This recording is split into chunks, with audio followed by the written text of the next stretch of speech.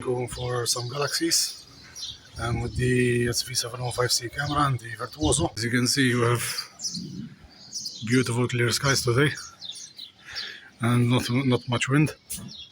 It's been very clear lately, but it's a bit hot, so I'm not sure if the SV705C will work well. Because last year I tried using the SV705C when it was in the summer. It worked, but it was very noisy, so I will have to see. It's not that hot yet, but it's 28 degrees, something like that at night, so we will see how it will work. But to be honest, I don't really have an option, because when you are imaging galaxies, you need a small sensor. If you put a big sensor, you won't get the details you are searching for, so with a smaller sensor you will get that zoomed in view, which with galaxies is needed, especially small ones. Maybe I will go for Messier 64, Messier 61, and then GC 5033. Those are the prime candidates. I am doing the flat frames at the moment. I have the SV705C installed. I'm doing the flat frames on sharp cap, and this is about the histogram you want, around 50%.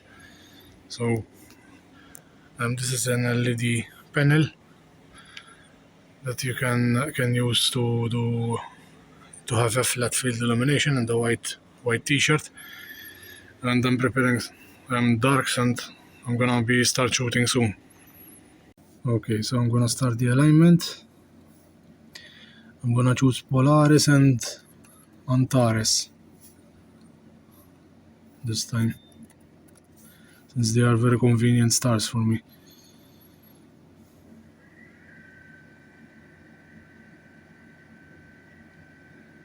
Antares is facing south, and Polaris obviously is the north star.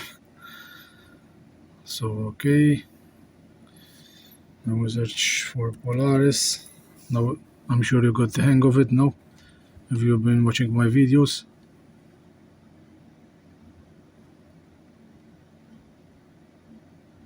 I went the wrong way, as you can see.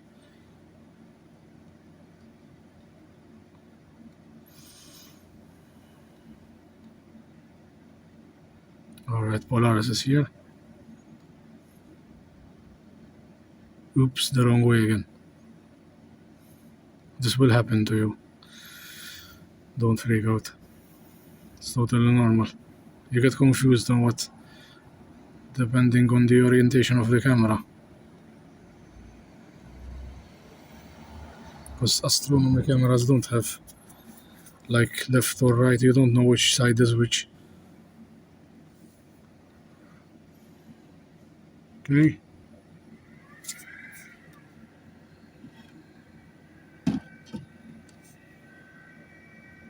And like I always say, be careful on the surroundings, because I almost the tube almost hit my table here.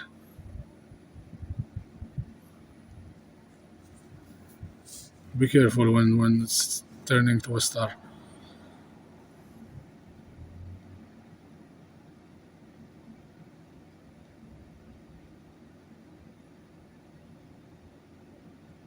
And by experience I know that Antares was here, because I saw it going through the field of view before.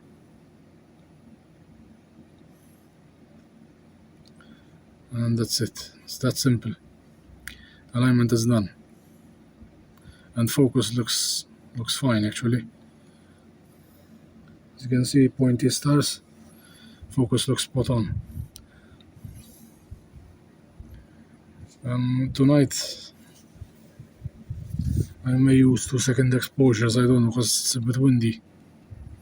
I'm not sure how this will work out.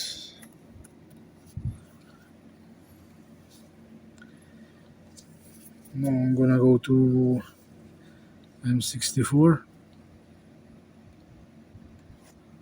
the Black Eye Galaxy.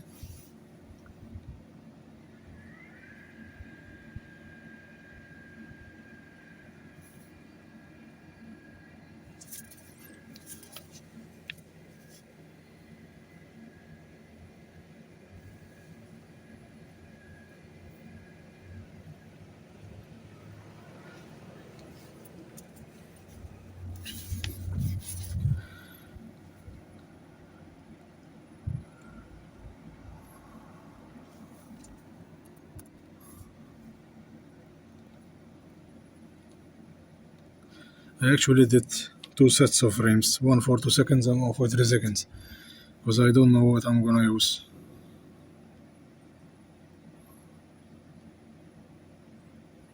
And you can also build up a dark library, but it's hard to build a dark library for an uncooled camera, because you need to match the temperature. If you don't, the darks won't work. Okay, I can see the galaxy. Black Eye Galaxy is very, very bright, so it's easy to see it. As you can see, it's here. Probably not showing up to you unless... Yes, it's here in the middle.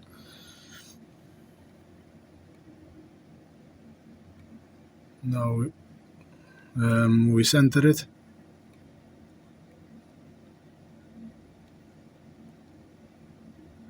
The best we can, and I'm gonna leave the mount backlash to go away.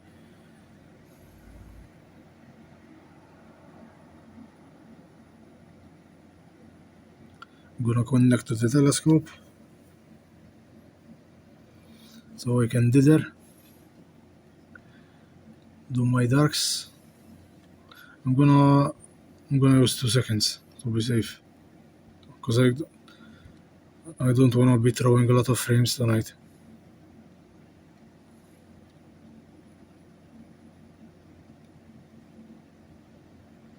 And the settings I'm gonna use are 350 gain and 2 seconds exposure.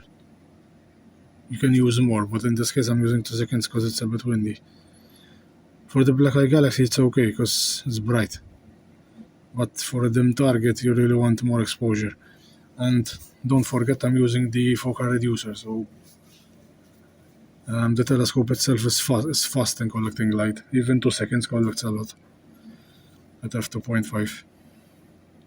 So keep that in mind. If you're not using a reducer, you need to use more exposure, like 5 seconds or more, because with 2 seconds you won't capture much. Alright, here are the first few subs. It's important to use the FWHM filter, this one. This will help in avoiding trail subs. And you go here and see what the average is. In this case the average is about 6.5, something like that, maybe even 6. I'm gonna reduce it to 6.5, because then you don't want to set it too low, because you'll be rejecting a lot of frames. But if you want the perfect subs only, do it like 6 or less. And dithering, I'm gonna dither every 200 seconds. Should be fine for Altus mount. For equatorial mounts, you need to dither more, like 150 seconds, depends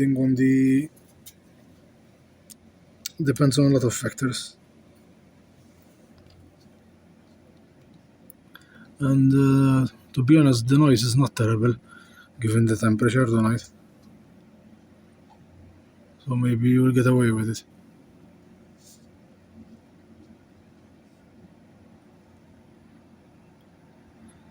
And the flats seem to have worked decently tonight. I have no dust spots, nothing. It's a bit greenish, the image, but you can tweak that here. And it won't really make any difference when you save the stack, because you will be post-processing later, so it's not that big of a deal. What I really care about here, now if you're doing EAA only, it's okay, like you won't care about trailed stars, but I care since I do astrophotography. What I care about here is that the stars are not trailed and the image is on focus. If it's not on focus, like, you will have a heck of a time processing later.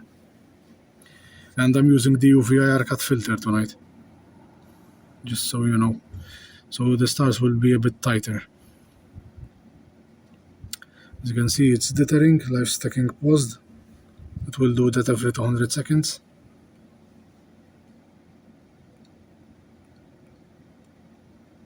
And this is the Black Eye Galaxy.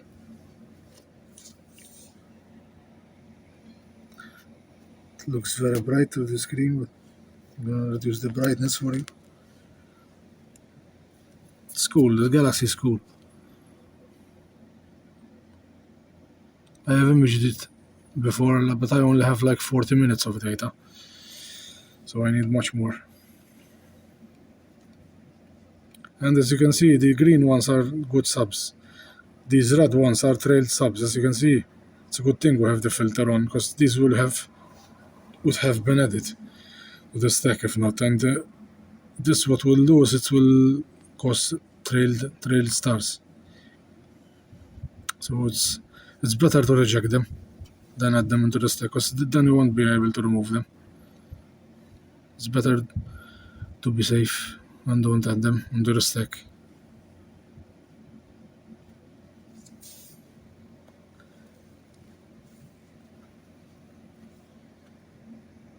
So I have stopped the stack of the Black Eye Galaxy because it was getting low.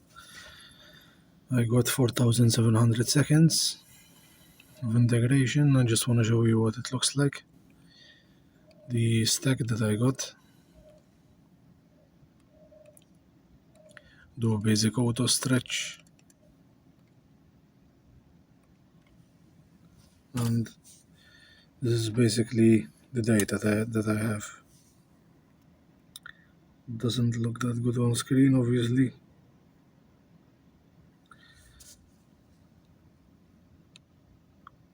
You can see it's very noisy, obviously, because it's the Autostretch. It's stretched aggressively.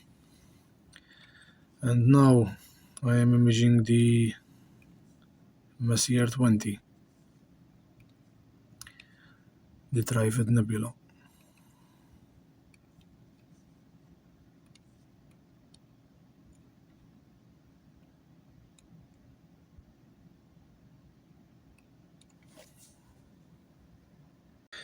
This is the Trifid Nebula. As you can see, it's pretty cool.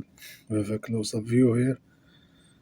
There's like this X shape here. It's like dust inside the nebula itself, and there is a bluish nebula here. It's very faint at the moment, but I actually have this good data already of the Trifid Nebula. I think I have about 2.5 hours.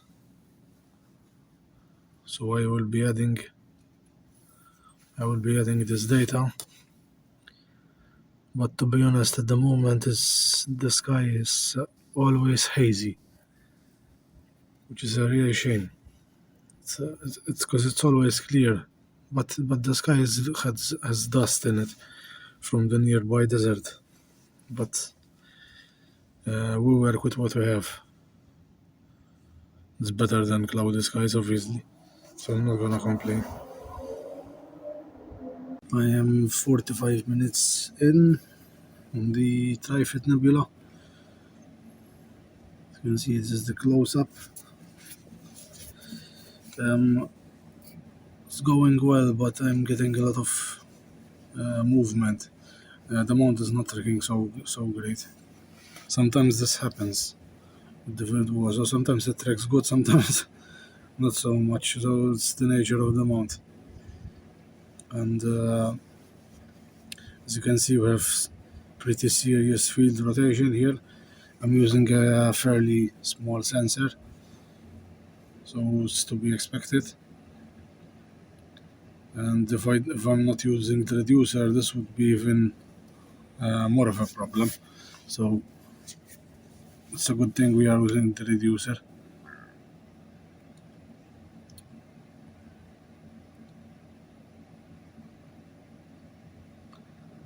And every so often you have to check if the target has moved, because right now it moved a bit.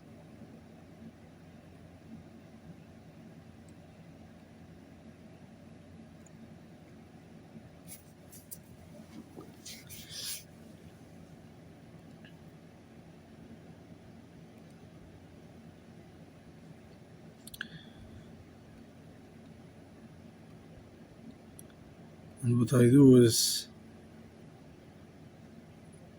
I move the target, and I go live stick and see how it aligns with it. In fact, at the moment it's okay, it's in the center, so I can continue live sticking. Alt-azimuth mounts, they are a bit annoying to image with, because you have to babysit them. It's not like an equatorial mount, you just put everything outside and you can leave it for hours alone without touching it. Alt-azimuth mount is not like that, you have to babysit them. But they are simpler to set up, and they have like dithering is not so crucial. They have their advantages, but their tracking is not so good.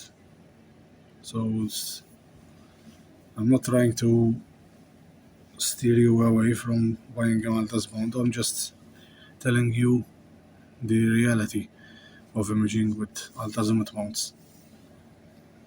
I think after the Trifid Nebula, I'm going for another nebula. I have to check on my phone because I saved it. Yes, the Snowglobe Nebula, NGC 6781. It looks pretty good. I think I'm gonna image that after I get done with Messier 20.